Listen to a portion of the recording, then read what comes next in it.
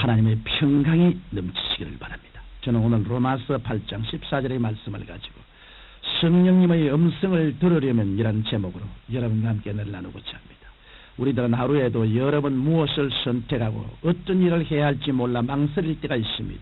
또한 우리는 내일 어떤 일이 일어날지 예측할 수 없습니다. 그렇기 때문에 대부분의 사람들은 불안을 느끼고 초조와 공포 속에서 살아가게 되는 것입니다.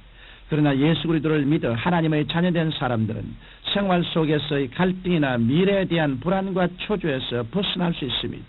왜냐하면 하나님께서는 다시 태어난 그의 자녀들을 올바른 길로 인도해 주시기 위해서 성령을 보내주시기 때문입니다. 이러므로 우리는 이 세상에 살면서 크고 작은 일에 성령님의 음성을 듣고 그 인도하심을 받아야 합니다. 인간의 지혜나 지식이나 판단력은 한계가 있고 불확실합니다. 인간은 한치의 앞도 볼 수 없는 연약한 존재인 것입니다. 그러나 우리가 성령님의 음성을 듣고 그 인도하심을 받으면 성령님의 지혜와 지식과 판단력을 통해 이 광야 같은 세상에서 능력 있는 신앙인, 승리하는 신앙인이 될 수 있는 것입니다. 그러면 우리가 성령님의 음성을 듣고 그 인도하심을 받으려면 어떤 준비를 해야 할까요? 첫째로 우리가 성령님의 음성을 들으려면 성령으로 거듭나 영의 귀가 열려야 합니다. 귀먹은 사람에게는 아무리 고함을 쳐도 소용이 없습니다. 하나님의 성령께서는 영적으로 말씀하시는데 우리의 영의 귀가 열려있지 않아 그 음성을 듣지 못하면 우리는 성령님의 인도를 받을 수가 없을 것입니다. 이러므로 성령님의 음성을 듣기 위해서는 예수 그리스도를 통해 죽은 영이 살아나 하늘로 향한 영의 창문이 열려 있어야 하는 것입니다. 유대인의 선생이었던 니고데모는 하나님의 말씀을 듣고 싶어 밤중에 예수님을 찾아왔습니다. 그때 예수님께서는 니고데모에게 진실로 진실로 내게 이르노니 사람이 거듭나지 아니하면 하나님 나라를 볼 수 없나니라고 말씀하셨습니다. 이 예수님의 말씀처럼 우리가 물과 성령으로 거듭나지 아니하면 성령께서 말씀하시는 음성을 들을 수 없습니다. 그러나 우리가 죄를 회개하고 예수님을 구주로 모셔드리면 하나님의 성령께서 우리 속에 거하시게 되고 우리 영의 귀가 열려 성령님의 음성을 들을 수 있게 되는 것입니다. 그런데 성경은 귀 있는 자는 성령이 교회들에게 하시는 말씀을 들을지어다라고 말씀하셨습니다.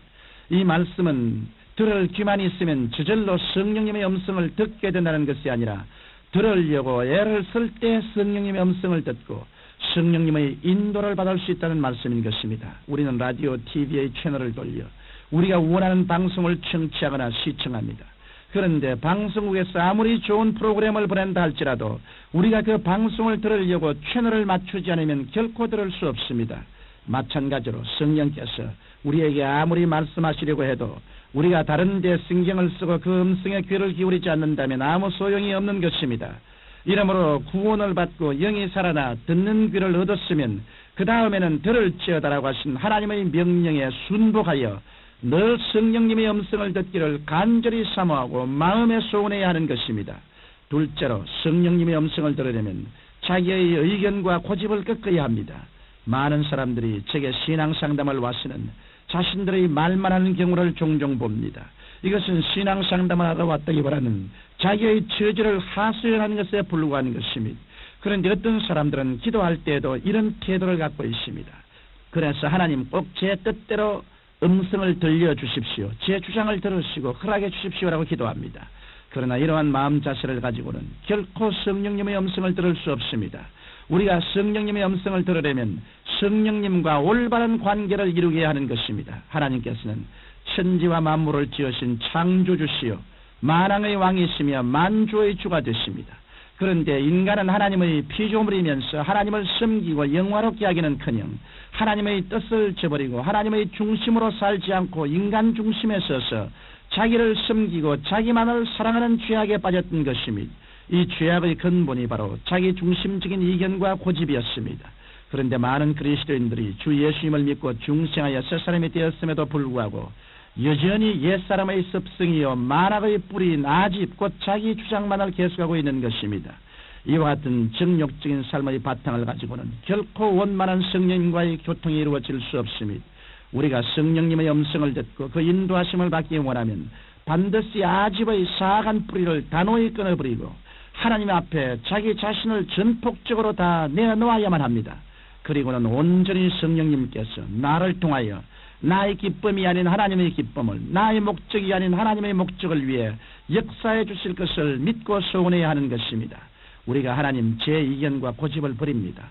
흥하든지 망하든지 승하든지 쇠하든지 주의 말씀이면 제가 따르겠사오니 말씀해 주십시오라고 기도할 때 우리는 성령님의 음성을 들을 수 있는 것입니다.